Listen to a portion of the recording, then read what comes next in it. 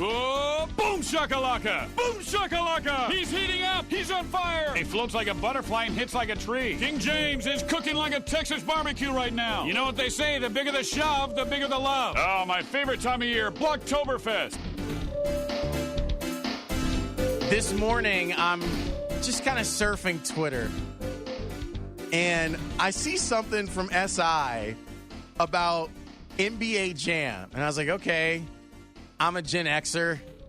I'm an old gamer. You got me. And then I clicked on it, and I was happy to see that it's an oral history of the creation of NBA Jam. And so I said to Herbie, I was like, we got to get one of the authors on the show tonight because I would love to talk about this, because how many of us grew up playing that game?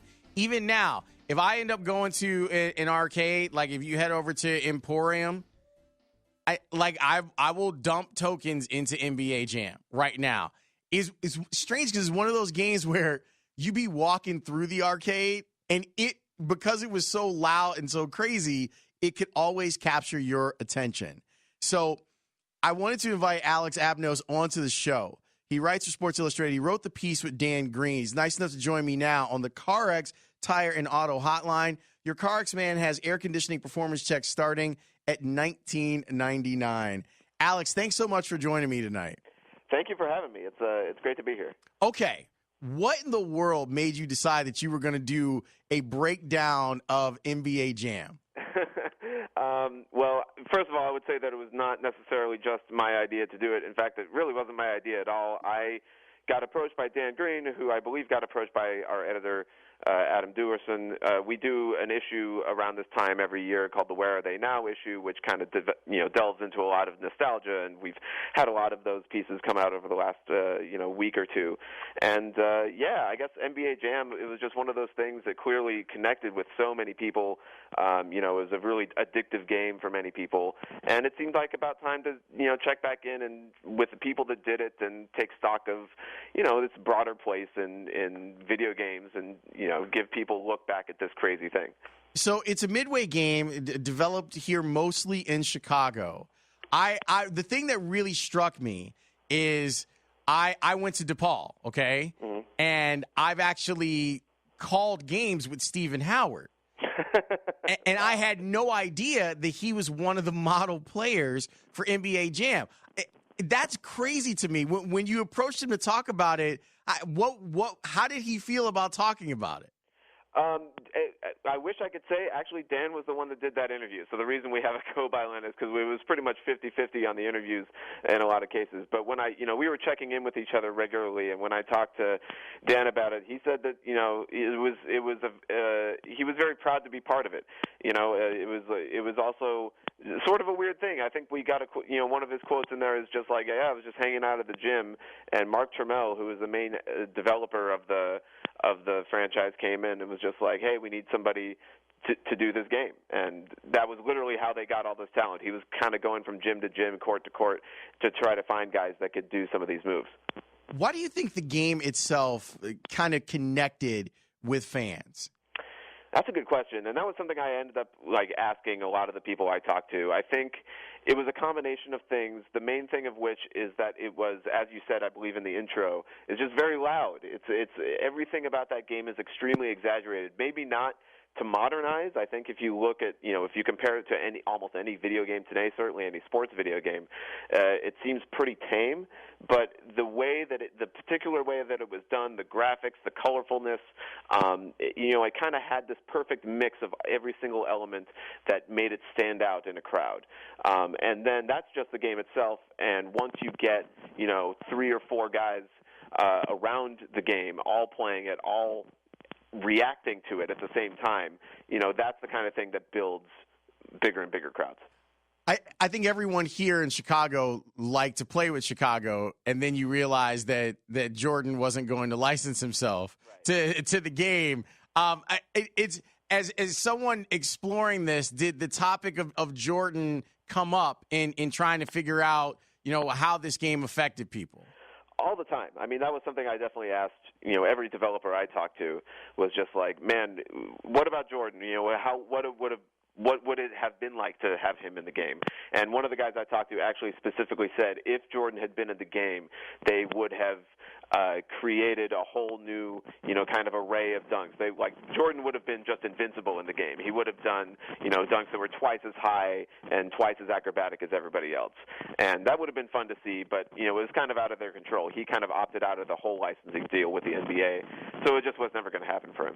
Alex Abnos of Sports Illustrated joining me here on The Score. The piece, I actually tweeted it out if you want to read about NBA Jam and its effect on the culture and how it kind of came to be. You should check it out. And you can also check out what Alex is doing on Twitter at @AnAbnos on Twitter if you want. The oversized player, like the giant heads on the player too, I feel like added a fun kind of cartoonish level to the game. When you talk to the developers about the way the game looked, and you talked about the way that it sounded, but the way the game looked, why did they say they went with that model, especially after the way arch rivals look? Yeah, I think it was just kind of a natural outgrowth. I think that it was just a natural way that video games have of graphics getting better and better, and you're able to do more and more things with them.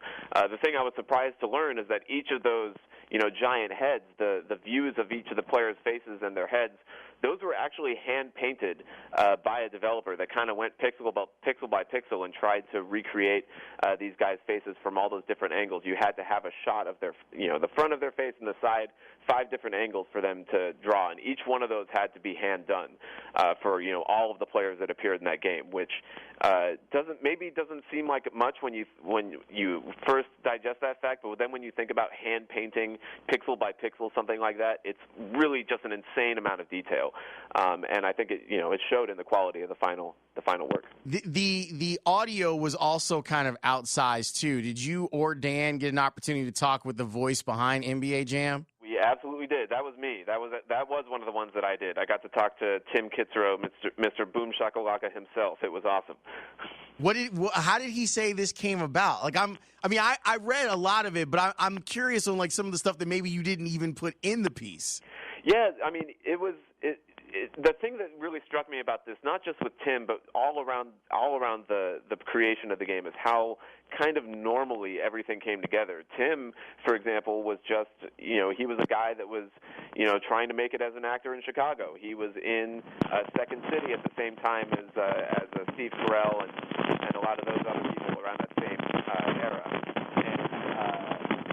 And it kind of felt like Alex was fading away there for a second. All right, put him on hold. Put him on hold, as Jigs would say. And we'll check in with him. But again, if you want to read the piece, I put it up on my Twitter, at Lawrence W. Holmes, if you want to check it out. And we'll try to finish up with Alex here, because I do want to hear about Tim and how this whole thing is. It's great. It's a long-form piece, which is something that a lot of people have been talking about. Oh, I want more long-form pieces. This is one of those long-form pieces that you can sink your teeth into. And they talked with the developers. They talked with Mark Turmel and John Carlton and Sean Liptak in the game, and the Midway president, Neil DeCastro, Stephen Howard. That made me laugh. And Stephen Howard in the piece says, Turmel came into the gym at Alumni Hall, which is now doesn't exist. It's a student center at DePaul. Turmel came into the gym at Alumni Hall and said, hey, do any of you guys want to help make a video game? And I was like, sure. Stephen went on to say, when I was negotiating with Mark, I said, I have the potential of playing in the NBA, so I need to get more money. He ended up paying me double what he paid the other guys. It's a really cool piece. It's perfect for all of us that still fall into the nostalgia of playing off the old NES, all of us that loved the old 8-bit games and how we were moving forward with it. One more thing that Steven said. When you're on fire and you tumble over and spin when you dunk, to film that, they set me at a picnic bench. There was a mat on the floor, and I would just tumble over like stunt work. We did that for about 5 days. It was pretty monotonous work. And now you think about all the things that goes into putting together a sports video game. And it's crazy that this is kind of where it stands. It feels good to read this piece. Those of us of a certain age that actually grew up playing it, I think it'll feel good. For the younger peeps that are maybe just discovering NBA Jam or see it at the arcade and are sitting there going, oh, that game is kind of whack compared. Like, it's so awesome. It's one of those games I think kind of stands the test of time because of how outlandish it was. I just thought you would dig it, and I thought that putting Alex on. All right, well, it's fine. Look, Alex's signal can't clear up. It's totally okay. He gave me more than what I was asking for. So tell him thank you and don't worry about it. But the piece itself is gold. It's straight up gold. It's amazing. We can put a man on the moon. Still can't get clear phone lines. $1 million move, $2 shot. Get that out of here. What else? Empty the clip, Eli. Throw all your NBA Jam stuff at us. Do it. Oh, he just got a mouthful of mud pie. Oh, my favorite time of year, Blocktoberfest. Blocktoberfest is great. Is that it? It floats like a butterfly and hits like a tree. Oh, boom shakalaka! Boom shakalaka! I love it. I love that we just kind of gave Eli license to go crazy with the sound, and he did. You don't want to do that ever again. No, I think it's totally fine. That you go. Have you ever played NBA Jam? Yes, one of my favorite video games ever. Punch up Zach. I don't even know if Zach's paying attention. Hey, Zach, you paying attention? Why would I be paying attention? I don't. That's why I wanted to ask first. Did you ever play NBA Jam? Yes. I love that game. Who were you? The Knicks all the time? All the time. Really? Yeah. All right. So what was your combo? What was your favorite combo for the Knicks? Was it Starks and Ewing back then? Yeah. Starks, Ewing, the Oakman. Was Harper one of the choices off of NBA Jam for the Knicks? I'm trying to think of what the options were that you could go with. It was during the Riley era. So remember, every year the Knicks had good teams and they'd lose to the Bulls because of Jordan. But back then you had Derek Harper was your point guard. You had John Starks. You had the X-Men. Remember? Xavier McDaniels. Yeah. And then Charles Smith. But, I mean, you went with the scores. So, yeah, it was always Starks, Ewing, Derek Harper. I remember when I didn't want – because, like, the Bulls was like B.J. Armstrong and Scottie Pippen because Jordan wasn't licensed to be in the game. And I used to like playing with Sacramento because I want to say you could get Run TMC out there. I mean, Golden State. And you can get Run TMC out there. Who else? I used to like playing with Phoenix for some reason. Dan Marley. I mean, it's good stuff. All right. Thank you, Zach. There's more I want to talk with you about in a little bit, but we got Alex back here on the line. All right, Alex, I'm sorry about that. I mean, your phone was kind of – it's weird that we've come so far, yet when it comes to phone signals, we're still in the Stone Ages a little bit. Yeah, I don't understand that. I swear to God, it was on a landline, but not land enough, apparently. That's crazy. Okay, so you were talking about talking to the play-by-play man of NBA Jam, and he was a Second City guy, and that's where we lost you. Yeah. Okay. So he was a Second City guy. He was actually. I was interested to learn he was at Second City at the same time as Steve Carell and Tina Fey and a lot of those people. And he was just trying to make it. You know, like a lot of them. He was waiting tables and taking whatever acting gigs he could. And he actually did the voice for a pinball game. And he had gotten that job somehow. And Midway, before they got into arcade games, their main gig was pinball. So that's how we kind of found out. He got in touch with Jonathan Hay, who did the sound for NBA Jam, and they thought of him immediately when they wanted to to do the voice, and he came in and he provided the iconic voiceovers and all the different catchphrases that everybody knows and loves today, which is amazing how normally that all comes together. To me. How fun is it for him that now becomes kind of his legacy? Oh, he loves it. I asked him specifically about that because I think a lot of people, if they're trying to make it as actors, they might see a gig like the NBA Jam voiceover as some sort of a side gig or something that they necessarily shouldn't necessarily be too proud of. But he is very, very proud of it, and he should be. He is very much all about that kind of NBA Jam, all bravado persona, and he does it very, very well. He's done highlight videos now for several NBA teams. I think he went back and did highlight videos for the Warriors on their whole championship run. So he's definitely making the most of it. Alex, were you a gamer growing up? A little bit, yeah. To be honest, like I played a little bit of NBA Jam. I was not like super obsessed with it like many people were, but I did hang out around the arcades. I was more of the generation that got really into NFL Blitz, which was kind of the logical brother, the next generation of that game. That was a Midway game too, right? It was. Please tell me you asked those guys some questions about it. Because I didn't. Come on! Because now, come on, the next part of this writes itself. Now you got to do the NFL Blitz story. I'll work on it for next year. How about that? And then I'll revisit you. How about that? All right, that's good. Look, you could do a whole video game. I'm telling you, you could do a whole video game section, Alex. Like you've opened up you've gone down the wormhole here because you could do this. You could do Super Tecmo Bowl and Tecmo Bowl. You could do Mike Tyson's Punch Out, which I think would be incredible for you to do that. So, just a shout out. I don't need a byline because that's you and Dan, but a shout out for me would be great. And I also, I really thank you for writing the piece, and thanks so much for trying hard to make this interview work. Yeah, no problem. No problem. Thanks for having me on. It was a pleasure to be here. Same here. Alex Abnos of Sports Illustrated. Yeah, Phoenix was my squad because there was no Jordan.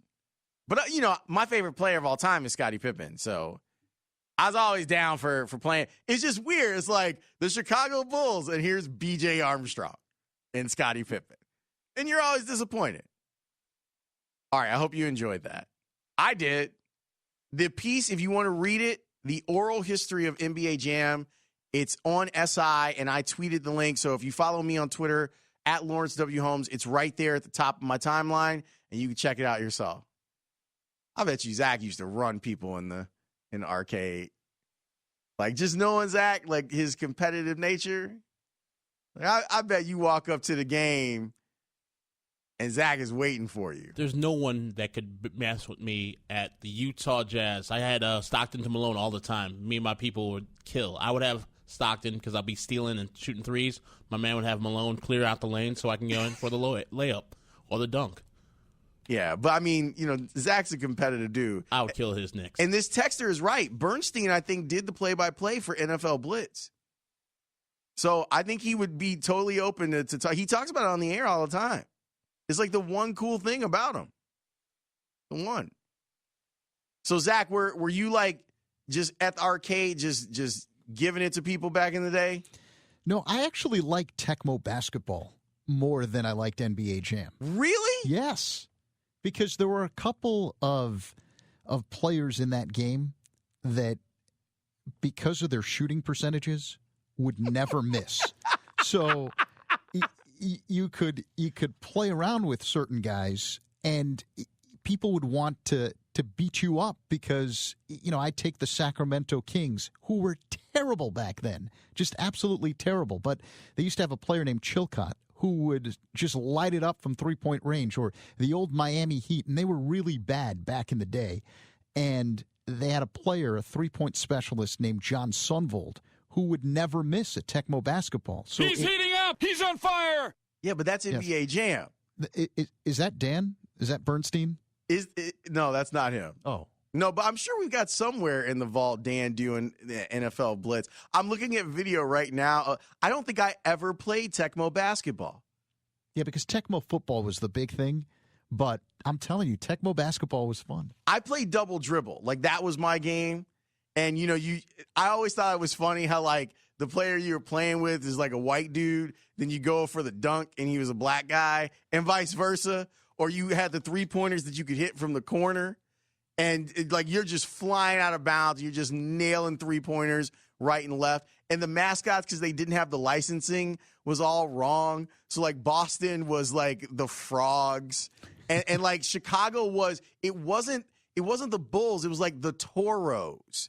And then Los Angeles was the Lakers, but the mascot was like water. It was just so like ridiculous. And I love that game. Like the national anthem, the whole thing was just great. Man, I had no idea that yes, Eli? Bernstein sound from NFL Blitz. Come on, bring it. And the extra point is good. That's all we got? Out of bounds at the 2-yard line.